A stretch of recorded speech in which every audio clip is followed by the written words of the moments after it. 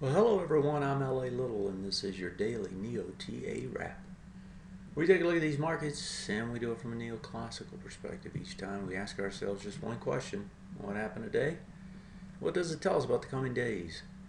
We do a show 4 times a week, every Monday through Thursday, broadcast at or before 10 o'clock Eastern Time. It's archived on YouTube, available under the channel LA Little. So you can check it out there, subscribe, and anytime content's pushed, you'll be notified. What happened in the markets today? Well, they were down day. That was after the big spike up to 5,000 on the composite yesterday.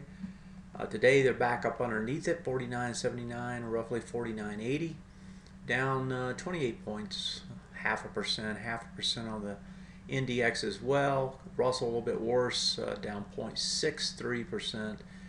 Trading out at 1234 and 3/4. The S&P's almost 10 points lower, 2107. And if we look elsewhere, gold sold off a little bit, so did the bonds, silver as well, copper. Just go down the list, everything but oil. All energy stocks had a little bounce today, and basically the dollar was flat. So if we swing over here and look at the S&P 500 to see what it did, we had a push down today, but there was no volume, folks. So you push down. The bar you're coming into is this bar. It's the one we were talking about the last couple of days. February 20th is the bar. That was the bar that tested the final time, did a full retest regen off that prior swing point high. In other words, you tested into the low of it, you held, you flipped around, you closed higher. Go up, you get a little spike off of that, you test again on Monday, today, down day. Not quite a takeaway bar, but a pretty good chunk of it. But volume was lower, so you got under yesterday, back over it, right? This is just consolidating it. It really isn't telling us anything more than that we're consolidating. And so I can't read much more into it than that. On the NASDAQ. Now the NASDAQ was a little bit different because the NASDAQ had some expansion in the volume. So the NASDAQ, almost a takeaway bar, comes down a little bit harder. And the NASDAQ, as we know, has been straight up, has overshot in terms of the ABCD structure and everything, right? And what we've been waiting on is to see if the S&P could find some sort of a catalyst to take it higher. Right, some sort of a rotation into something else, but so far it just hasn't happened. So as the NASDAQ has just climbed higher and higher and higher over and over and over, day after day, right, S&Ps just really aren't picking up the slack and taking us higher. And so this looks like churn up here at the top. And again, the volume escalation says that we could get a little more downside on this if it wants to. And so that's the way that one shapes up. And if we look at the index is the same, right? A little bit more volume as it comes into it, trades back down. It's a little bit flatter up here than the composite. This is the kind of the story now, is as these stocks get overextended, is something else going to pick up the slack? And so far, we're not seeing much of that rotation, although we'll look here in a second at the sectors and see what we find there. On the IWM, the Russell gets up underneath yesterday's low, less volume, looks just like the S&P, flips back around, holds it. That's consolidating too after a nice run up. S&P, Russell, those haven't finished their ABCD structures to the top side, so we're still waiting to see if in fact they're going to do that. And before we get hidden here to the sectors, here's some information regarding some of our services here at TA Today. Learn how to trade with the Trade with LA service provided to you by TA Today. This service includes daily portfolio and comments that are emailed to you before the market opens each morning. We provide a daily view of the markets and a model portfolio you can follow even if you work another job. Every weekend, LA records his weekend broadcasts that gives you a synopsis of the week and a prognosis of coming weeks. You will also have access to our Teach and Trade room, where Ally provides day trades and teaches neoclassical concepts throughout the trading day. To get started, go to our homepage and click Trade with LA.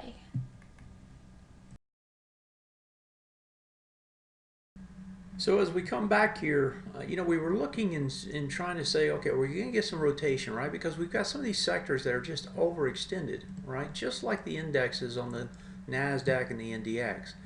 One of them has been the SOX, right? The SOX made a nice big run up, finished its ABCD structure, and then what does it do? It just keeps going. Well, today it was pretty much a takeaway bar, and that's not good. A takeaway bar to me is where you just take away all the goodness that just happened. You see volume expansion on that.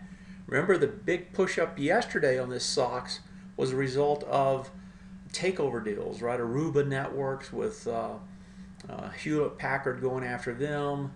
You had Freescale being taken over from NXP. And so, those trades or those deals really shot the chip stocks up. Well, today they just gave it all back. And so you don't have the juice here. And if you're looking at the NDX and the NASDAQ, the other big piece of this is the IBB, and it's, even though it's not giving it up, right, the IBB is just building a consolidation at the top, which is not bad. It's just that it's not going up yet. And then if you look at the big three, inside the NASDAQ, you have the Apple, right, which is consolidating.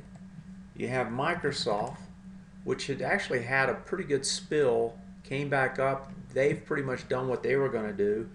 And then you got Google, who keeps running higher.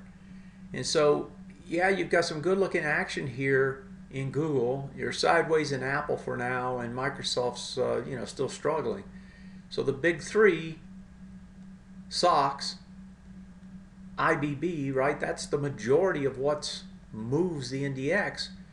And so these look pretty much played out, right? Something has to happen somewhere else. So far it hasn't. And so that, to me, is NDX is not going to carry this market higher. I wrote a paper about that.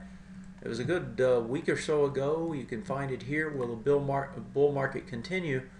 And, he's talking about, you're going to have to get rotation if you're going to get that continuance. And so far we haven't seen it. Where's the rotation going to come from? Well, outside the XLK, which is technology, you have to look at the other big three. XLF is one of them. This one tried to push back today, really didn't go anywhere. It was an inside day, still hanging just up underneath this high, wanting to try to break over it. And as I was talking about it last night, I was saying, hey, with this situation, you can bet there's some stops building up here. You got to get over it to trigger those guys. But I suspect this has a shot of making a move higher, and a decent one, if in fact it gets over this. So that's one place it can come from. Another place it was coming from, but it's just kind of stagnated, is the XLI. And the industrials had made their move as well, right? ABCD structure. They have a little bit more that they can go, but they haven't been able to get up and go yet. They're doing a retest regen off this prior high, testing into it. Looked like they were going to make their shot up yesterday, but it kind of failed. Today comes back, trades under, back over, has a little less volume. That kind of looks like that one's going to try to go again tomorrow. If we look at the last one, which is the XLV, and these are the big three beside technology. XLV stagnated at the top, big volume today. Test down, looks to me like he's probably going to test down again tomorrow. So outside this XLK, we're just not getting that kind of push that we need to take this market higher. The drivers have been the SOX, the XLK, and the consumer discretionary, and here's that one. And so when I look at these look pretty done. This has finished its ABCD structure now. Just did, actually. And so this has done what it wanted to do. The XLK's done what it wanted to do, right? We've got all of these pretty much done.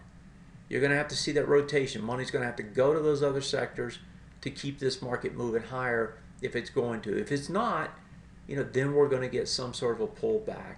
And that's what you have to worry about.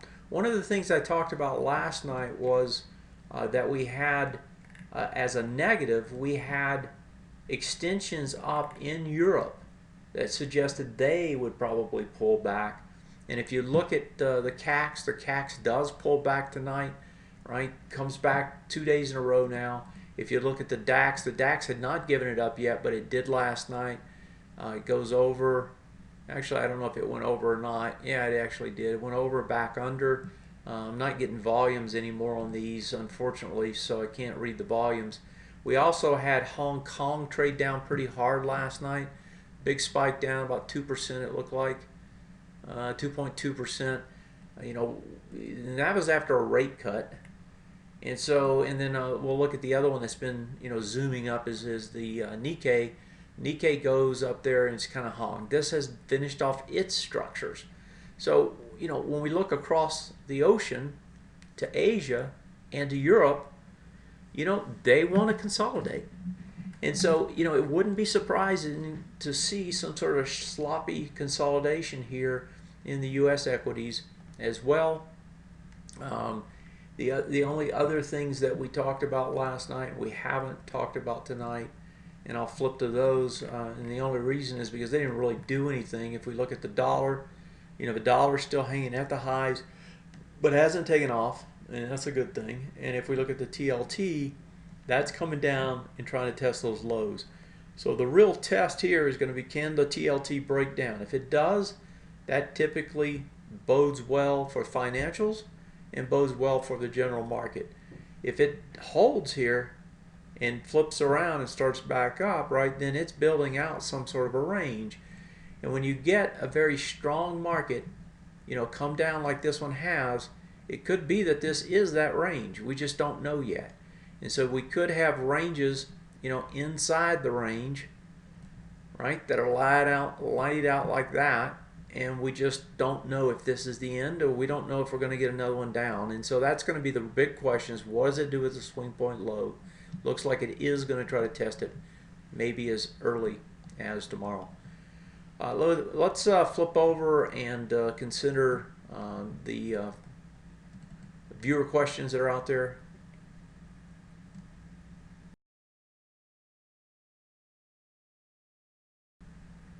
All right, as we come back here, we've got a couple questions tonight. One of them has to do with General Motors and Ford. The question is, you know, is it time to be buying these on this pullback? There was some kind of disappointing news out in terms of our sales in February due to the weather. And if we look at them, you know, there's a little bit of a pullback. Let's look at it on a weekly though, so we can get a little bit more information. So when I look at it on the weekly, this was the area of the breakdown. So you've come back up to test the breakdown area, right? You're coming up there with no volume. I just don't see the trade here.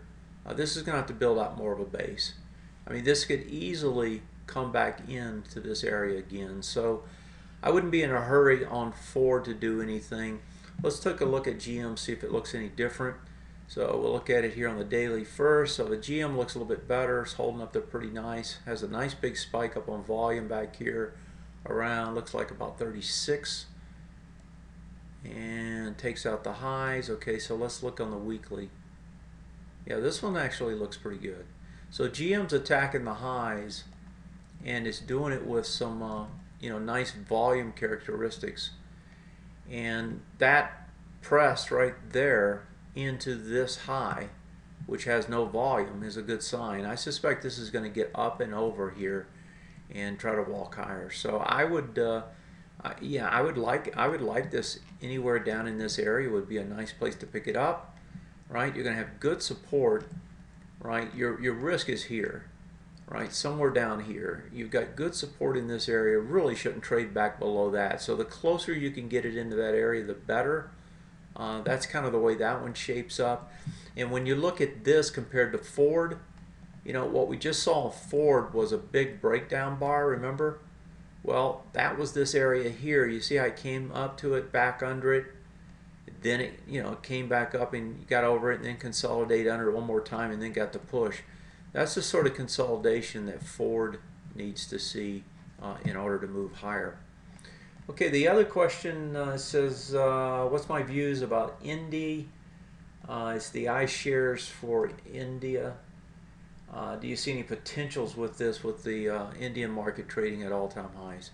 So on the Indian market, let me look at the weekly here to start with. So you had a big push up and tested the next bar. This is on the weekly, and now you're back up testing it again. It's at 33.43. Yeah, so it's right at it.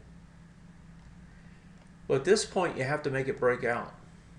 You have this is on your weekly, right? You have an ABCD structure here, right, that will take it up. So you need to make it break out to buy it, right? And then your stop is up underneath this little support zone that shows up on the charts, down in here somewhere. So you see that little green area? That's the support zone. So you just have to make it break out on a weekly, and that's harder to trade, the weekly than it is on the daily, because you almost have to wait towards the end of the week, and we're only on Tuesday. If we look at it on the daily, you can see it's all up there, volume pressing pretty good. That looks okay. Let's look at the Sensex itself. Okay, so now this looks different. This looks quite a bit different, and so I would be a little careful. The reason for it is this bar is basically a takeaway bar of all these bars prior to it. Volume expands on it, and it expands on the next one as well, right? And then it kind of tails off as it comes down. You get the big bounce, which you would expect in a bullish market, right? Back down. So you have an ABCD structure. That's the bullish part of it. You have an ABCD structure. It can take it to new highs, just like we saw on the Indy a while ago. The problem is like this has just gotten over this high. So the ABCD structure is in effect, but it's got to get over this one. And right now it doesn't have the volume characteristics to say it's going to get over that. It's not bad. It's coming up there with decent volume here compared to there. But that's going to be the real test, right? It's to get over that price point, 29,844 or 29.5, so roughly 29.6. That's about 240 points. That's about 1%. Now let me go back to the India chart. So about 1% this thing, it looks like it will try to test it. 1% there. This low is 31, and really it's about 2 points, 34. Yeah, this looks like, and that's about 2 more points, which is another percent. So, it looks to me like this actually will get over the highs, will test up about another percent, while that Sensex itself moves up to test that high. But then that's where you get your pullback. So, yeah, I think you can trade it, but there's just not that much. And you've got to put your stops somewhere underneath here. So what's your reward risk? I just don't see the trade, unfortunately, right? Yeah, I think it's going to get here probably, but you're going to risk quite a bit to get that little bit of pop, and that's assuming you get in right here and you get out right at the top. So I just don't see a great reward risk, even though the probability is pretty decent. Okay, with that, let's take a quick break here and flip to our final thoughts.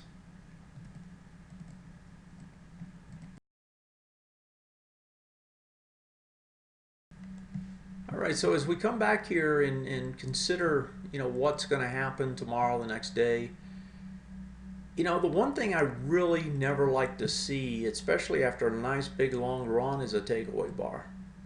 And this is on the SOX, we're on the daily, and it's not the end of the world, but it's not the sort of behavior you want to see. Now, the SOX has good support back down in this area. So if it wants to come back into here, you can see these 2 big bars that's really in this price zone. It should hold.